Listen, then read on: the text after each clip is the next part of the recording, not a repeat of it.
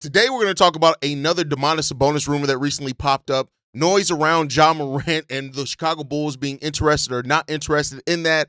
And then we're going to talk about why the Chicago Bulls can end up benefiting from Milwaukee Bucks blowing it all up and maybe trying to acquire Myles Turner. We'll talk about all that, but ultimately, why Arturas Karnisovas in this front office need to go. We're going to talk about all that and more on Chicago Bulls Central, the place that keeps it real, even when our front office doesn't.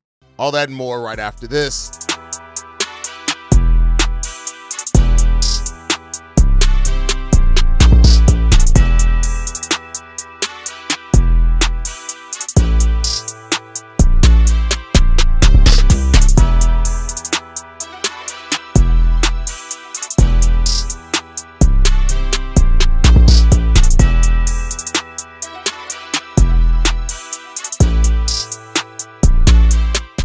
What's going on, Bulls fans? Welcome to another episode of Chicago Bulls Central, your number one spot for everything Chicago Bulls related. I'm the host there, Haize, but more importantly, you guys can follow the channel at Bulls Central Pod on every social media platform we happen to be on. With that said, let's go ahead and get into this content for today, y'all. And this one came out yesterday from the Aria Report on Twitter. They dropped a link in talking about the Chicago Bulls being a suitor for Domantas Sabonis. Now, this page has really been posting a lot here over the last couple of weeks, and honestly, I've seen no one to actually support anything that they tweet about at all. Right now, I'm not saying that doesn't necessarily mean that it could be, you know, maybe they're new on the scene, maybe they're up and coming, things like that. But I just personally, when I look at and like to look at trade rumors and things like that, I like to go with people that are a little bit more reputable, right? So that means if it doesn't come from, like, if Casey Johnson mentions it a little bit. Jake Fisher mentions it, Mark Stein, those type of guys that mention stuff like that. Those are the guys that I look at and say, okay, I can kind of more so trust that when it comes down to this. But this Aria Report lists themselves as an NBA insider for the Consensus NBA, right? And that page that they work for has 1,089 followers. Most of you guys have more than that. So take that for what you will, right? But for what it's worth, Aria Report did tweet out this exact tweet. The Bulls have emerged as a suitor for Sacramento's Domantas Sabonis, league sources tell the Consensus NBA.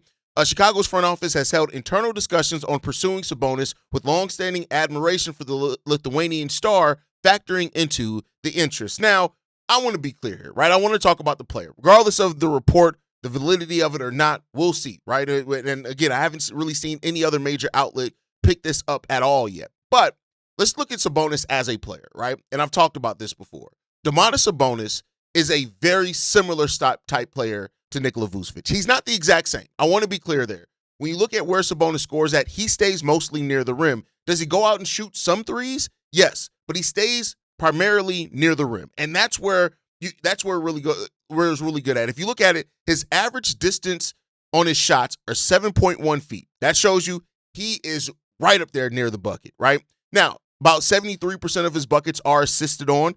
And that's not bad. I'm not mad at that at all, especially as a big man. I've said before, big men have most of their buckets are assisted, and I'm not mad at that. 49% of his shots are layups, which is okay, cool. 9% are dunks, 6% are floaters, 10% are hook shots. The other 24% are jump shots, right? So this is a guy that he understands that he doesn't need to take a lot of threes. Now, he can take some threes, right? 11%, is where he takes his above the break threes. He hits that at 17%. Corner threes, he hits that at 33%, but that's only 2.1% of his shot diet, right? You look at it, 54% of his shots are in the restricted area, and another 26% is in the paint. So that he's really near the bucket. Now, that is good because I want to see, and I know this floor spacing bigs are a thing in the NBA, and that's the thing that a lot of teams focus on. And not to say that I don't want my big man to be able to hit an open three, especially on a pick and pop or if he's the trailer, but I do commend big men who actually just stay their big ass in the paint. How often have I said that about Nikola Vucevic? Stay your big ass in the paint. And so that's a good thing. That's a good sign, right, when you see that he does stay near the paint. The thing about Sabonis is, though, while he's a really good playmaker, he's a solid rebounder as well, right? And he can score decently, and he scores efficiently as well. I want to give him credit for that. He's an efficient scorer. The problem is that some of his limitations are the same limitations that Nikola Vucevic has. When you look at it, his team right now, when he's on the court, has a defensive rating of 127.9. When he's off the court, it gets 10 points better at 117.6. Again, am I saying defensive rating isn't the end-all, be-all, but I do think there's something to be said about that, right? Like, keep in mind, defensive rating, the lower number is the better number. So when your team improves that much defensively, when you're off the court, it does say a little something, right? They also have a net rating of negative 6.3 when he's off the court and a negative net rating of negative 19.9 when he's on the court. So it's just some signs and some things there. Now, could it be that he's just unhappy with the situation in Sacramento? Yeah. Could it be that DeMar DeRozan and Zach LaVine, they take up such a large part that he hasn't been able to do what he's done before? Yeah, absolutely. When you look at like last season, for example, when he was on the court, they were positive 2.5. They were negative 3.2 when he was off the court. The defensive rating also was better when he was on the court last year than off the court at 116 versus 118. You go to the 2023-24 season. Trend stays the same. They're better when he's on the court, both offensively and defensively. So, maybe there's some sign there, or maybe there's some sign of maybe him tapering off a little bit as he is 29 years old, which, if I'm not mistaken, was the same age when we traded for Nikola Vucevic. Sabonis is better than Vooch. There's no doubt about that. I want to be clear. There is absolutely no doubt that if you were able to flip Domantas Sabonis and you send Nikola Vucevic as an expiring to Sacramento and a pick or whatever they're looking for, okay, you've improved your center position, but you haven't improved your limitations and your problems as a team. And that's where I get into some concern at when it comes to Domantas Sabonis, because it just doesn't improve the team. He's not a rim protector. He's not he's not a shot blocker. He's not a good one-on-one defender. He's not a good defender in pick and rolls either. Again, he's better than Vooch in all those areas. So I guess you're improving by the nature of adding somebody who's technically better than Vooch is in those areas, but he's not good in those areas either, right? You look at it, the teams on average are scoring 10 points more per 100 possessions when Sabonis is on the court, right? That's bad. Now, last season, teams actually scored 4.2 points worse per 100 possessions when Sabonis was on the court. And he's hovered around about even, right? The season before that, it was plus 0.9. Not a big difference there. The season before that, it was plus 1.1 when he was on the court. Opponents scored better. Not a huge margin there, right? And you look at it overall this season, and this is why I say that maybe this season is more the role than the player. When Sabonis is on the court, they're worse by 14 points overall, right? They have a negative 14.7 point differential. They score 4.8 points per 100 possessions worse, right? That's the worst marks of his career. So it could just be the state of the Kings that got him there right now. But I'd just be lying if I didn't say there aren't some serious concerns about what bringing Sabonis into this team would do. And here's the thing. Okay, cool. You get Sabonis, you technically upgrade. Cool. But to me, that then still leaves you for another move to still get the things that you need. Rim protection, a defensive, but you still need those things, right? So, like, it's just, I wonder if it's the best use of assets, even if this report rumors to be taken as true. Is it the best use of your assets to get somebody who really doesn't do anything to solve any of your biggest issues? And that's the question that I have if this is true as far as their interest in Domantas Sabonis. So there you go with that one. Now, if the Bulls do a trade with the Kings, which, keep in mind, they traded Zach LaVine to the Kings. They signed and traded DeMar DeRozan to the Kings. If you go and look, the Bulls and the Kings actually have done some business more times than not, right? They've actually have a pretty extensive trade history between the two, and therefore that's something that I don't think we talk enough about. There are teams that just work with other teams, and they continue to work with those teams. We see that across the NBA, and so maybe, for to help the Kings get off the Sabonis thing and to help the Bulls, maybe they do some work. It is what it is there. But the player that I'd be interested on the Kings is Maxime Reynald, right? But that's a rookie. He's probably the reason why they do feel comfortable if they are completely changing the focus of this roster. You have this young big in Maxime who has started 2 games for you. And as a starter, he scored 12.5 points, 9 rebounds, 2 assists, a block. He shot 57% from the field, almost 58% from the field. And so he looks like another big man the Bulls could have had with their second-round pick had they not traded back in the second round. But for what it's worth, Lachlan Allbrook just had a 30-point game, which was crazy. So there you go there. But okay, the Domantas Sabonis rumors are the Domantas Sabonis rumors. Nothing's really changed there based off how I felt about it and how I looked at it before, right? But I now want to switch gears and talk about the big man that another big man that the Bulls could target, and that is Myles Turner. Right now, a lot of you guys have brought this up. This is why I'm talking about it. I tell you guys, sound off all the time, and I talk about the topics you want me to talk about, right? So, Myles Turner, a lot of Bulls fans have brought up that if the Bucks do trade Giannis, that means they could be looking to then blow up their roster. We've heard that, right? Myles Turner, Kyle Kuzma, all these guys could be available. And could the Bulls then try to pivot in and swoop in, and then try to get Myles Turner as a consolation prize? And here's the thing, right? I want to be clear here. Myles Turner is another one of those players that he brings some things that Vooch doesn't. And I think it's easy if you're just looking at, hey, who does what Vooch doesn't do? Let's bring that guy in. You can find guys that do that. But then when you look at that player specifically and how they actually help or hurt the Chicago Bulls and their issues, Myles Turner has had a reputation of being a really good defender, right? And for the most part, he's lived up to that. Teams so far this season, they are scoring 4.7 points worse per 100 possessions when he's on the court. And every year of his NBA career, teams have scored less. Opposing teams have scored less points when he's on the court than not. So that's good. That shows the signs of a really good defender, right? Also, overall, the Bucks have a positive point differential of 7 points when he's on the court as well. Again, another point of Myles Turner, his teams have always had a positive differential when he's on the court besides his rookie year and his 5th year in the league. Those are the only 2 years. Other than that, always a net positive when he's on the court, right? But the thing with Myles Turner is, and the thing that I worry about, again, another player that's 29 years old as a center, right, and is already starting to show signs of decline from where he's been at other times in his career, and that's the part I'm a little bit concerned about, right? So when you look at it, and again, I know I'm a heavy analytic guy, so it is what it is there, right? He doesn't rebound the ball well. So far right now, when Myles Turner is on the court, the Milwaukee Bucks are getting 46% of the rebounds. They actually become a better rebounding team when he's off the court. He's not a great defensive rebounder or offensive rebounder. He's better defensively than offensively, but he's not great in either one, right?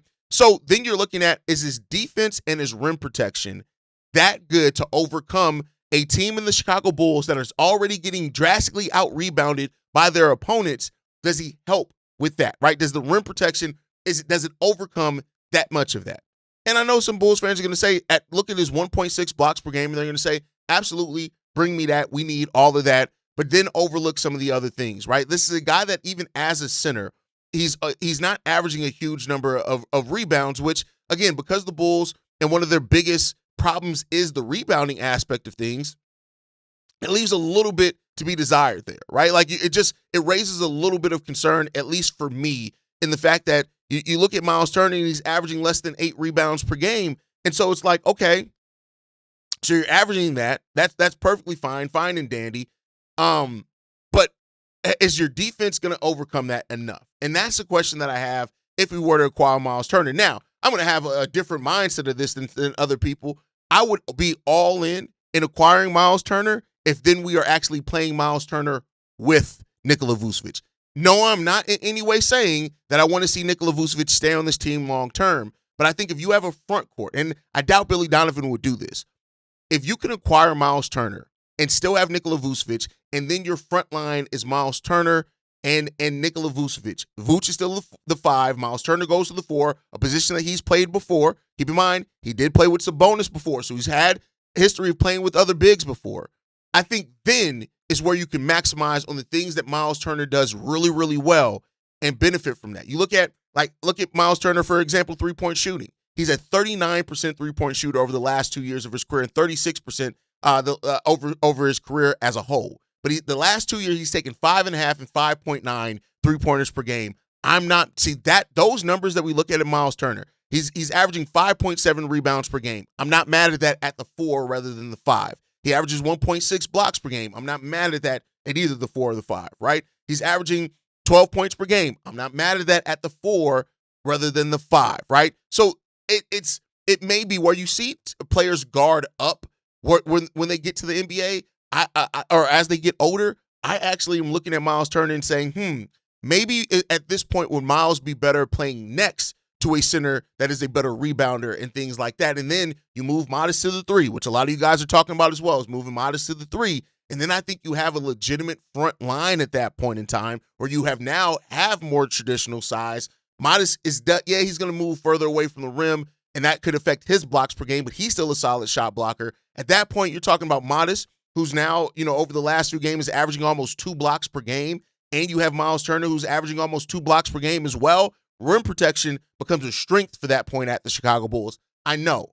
This is not the way that people are going to traditionally look at this, and people are going to absolutely say, Haize, you are wilding with this one. But I'm just being honest. Like, when you look at where Myles is, his on-ball defense has slid. Right, while the team is still a better defensive team because he's really good in pick and roll, and I think that's what you want to, where I would want to be at personally. Again, not expecting everyone to agree with that, not expecting everyone to look at that and say, Haize, you're cooking right now. But I think that's a thing. Or maybe you do. Maybe you keep Zach Collins. If you do have to trade Nikola Vucevic in getting Myles Turner to match the salaries, maybe then you put Zach Collins at the 4 and start Myles Turner at the 5. It's just some things that I'm looking at there, right? Because I just see Myles Turner right now and where he is, and it's just like, it's one of those things where I don't think it's as seamless as what people want to make it out to be. Now, for what it's worth, Myles Turner has only played center basically for the majority of his career. The first couple of years, he fluctuated. His first year, he played 73% at the power forward. The next year, 19%. And then basically he's been a center after that. Basically, after the Sabonis trade, he's been exclusively a center. So there you go on that one. But it's just something that I would consider. Like looking at the rebounding numbers, the rebounding being as bad as what it is, I just worry about for a team in the Bulls that already gets cooked by defensive rebounds, would Myles Turner really help with that much, or would he make that worse? And is the rim protection? Maybe I'm wrong. I'd love to hear from you guys. If you think I'm tripping and you think that Myles Turner's rim protection overcomes the limitation of him and the rebounding, sound off. Let me hear that from you guys down below. I want to hear from you guys and how you guys feel on that one. One player, though, that the Bulls will not be interested in, reportedly, is Ja Morant. And we already talked about Chicago's not the place for Ja Morant. Jake Fisher talked a little bit about that. When he talked about the trade market for Ja Morant, he said this. Chicago has really handed their keys over to Josh Giddey, but they have another point guard situation to consider with Coby White moving forward. He's going to want a big payday. I don't see them moving off of Coby for someone that is even more volatile than White's playing status. I don't see Ja Morant being someone they splurge for. And, not to say, this was one of the things that a lot of Bulls fans were unified on when the Ja Morant thing kind of popped up. There were some that absolutely were like, hey, let's trade for Ja. But, hearing this from Jake Fisher, that, the Bulls aren't really interested or looking for Ja Morant, and that makes sense. Guard isn't their problem right now. And, I've already talked about the people who want to besmirch Coby White's name, and they just do it falsely. Coby White isn't the problem here. So I don't think they need to worry about acquiring a guard unless it's like wings, yes. Like a small forward, yes. If you can acquire a starting caliber small forward to come in there that can fill in and take the place of Isaac Okoro, who's more of a two-way player, do that every day of the week, right? But it just seems like the Ja Morant trade rumors are not going to be ones that work out for the Bulls, and I tell you that right now. I'm not mad at that at all. So we'll see what happens there. All right, the last topic, though, before we get out of here that I want to talk about is this, right? A lot of when we talk about things like people asking, when are the Bulls going to go full rebuild? When's this going to happen? My response is usually the same. AK and Eversley aren't going to go full rebuild, right? And the thing that we have to start, I think, asking ourselves and having a realistic conversation about, and I guess us having it doesn't really matter unless the ownership is having it, is AK and Eversley going to be the front office that can make these decisions, right? They are not going to shake up anything. And that's been something that has drastically hurt this team repeatedly, right? Is that, with AK trading Alex Caruso for Josh Giddey, then trading Zach LaVine, finally pulling that trigger, getting your own draft pick back, getting players back that kind of fit the more teams-oriented style that you wanted to play, great. Arturas had a really solid year last year as a GM. The Josh Giddey trade, the Modest Buzelis draft pick, the Zach LaVine trade, and how that helped the Bulls over the finish of the season. It's not been that was not a bad year for AK at all, right? But the thing that we see with AK, and that I think has repeated itself, is that AK makes a solid move or a series of solid, or let's just say has a solid offseason, and then sits on his hands for a long time, right? Like the offseason of getting DeMar DeRozan and Lonzo Ball and Alex Caruso, that was kind of an extension of at the trade deadline when you traded for Nikola Vucevic. That was a series of aggressive moves. The Bulls had no cap space when they got all those guys and figured out a way to make it work. That was a series of aggressive moves. We then saw 3 years of AK basically sitting on his hands. Yeah, he brought in Andre Drummond, which was a really good signing. Not to say that he doesn't do anything, but we didn't see any type of drastic change to even some of the limitations that you saw for this Bulls team. And now it looks like we're stuck in the same as well. Now, they had a decent transactional periods last season. This offseason, they traded Lonzo for Isaac Okoro. They signed they drafted Noah Essengay, and they re-signed a bunch of other players, and that was pretty much it, right? And it's been a lot of quietness and sitting on the hands again. Now, teams, trade season basically opens up December 15th, right? We're 4 days away from trade season opening up. It is what it is there, right? But you have to look at this front office and ask yourself, like, the NBA rewards aggressiveness and creativity. And those are two things that I really have not seen from AK and Eversley. And so you got to start asking yourself, right, is that AK is not done enough. He's not done enough as the person who's leading this team. And the thing that I always say, the old adage I always go to, is that you need somebody in this organization, in the decision-making, that cares more about winning than they care about anything else. And the thing with AK, it doesn't seem like, yes, he talks about winning, he talks about being competitive, but it doesn't seem like that's by any means necessary. It seems like he wants to get there, but it's just going to take a long time, and it means that his choices are going to have to really hit, right? Now, yes, we have one of the youngest rosters in the NBA. There's just no doubt about that. And I think when you look at that, there's something to be said about how AK slowly turned this roster over to make it a lot more younger after us having so many players over the age of 30 on it that were key to what this team was doing. And you get a little bit of credit for that, right? But overall, I'll say this. At some point, somebody's going to have to ask yourself, what has AK really done? And the path that he has us on, and does he believe his hype too much? That 9 to 10 really good players, has he believed that too much to the point where it's now going to leave this team in a place where we're just not going to do anything, right? And so we'll see. We'll see, right? When you look at the number of players, like, look at how Laurie has blossomed. And, people will say that he's a superstar. I don't think that, right? But I think he's a player that puts up really big numbers. You look at Derrick Jones Jr. and how that has gone, right? It's just AK. I don't know if AK is terrified to make the wrong decision and it set this team back, so he just buys into what he has and rather kind of just moves forward. But at some point, you have to be aggressive, and you have to have a really aggressive move if you want to improve this. And that aggression can either be rebuild, which again is something that I don't think we're ever going to truly do, like a true rebuild and blow up under AK, but we are retooling, and it just brings some questions in regards to that, right? So just let me know what you guys think in regards to Arturas and what your view on him is right now. And is it time for the Bulls to already be looking to make a change? Usually somebody in AK's position gets 10 to 12 years. We're 6 years, I think, in the AK. It just may be time. He may already be at the point where Paxson was, where it's like he just doesn't know what to do to get us out of this. And I guess we shall see on that one. But that's my time for today, guys. I appreciate you guys so much, as always, man. We broke down the Sabonis rumor, as we always do. Ja Morant is not the answer for this team. Could the Bulls be interested in sliding in there and getting Myles Turner? Yeah, but there's some caveats with that. But as always, I want to hear from you guys in the comments.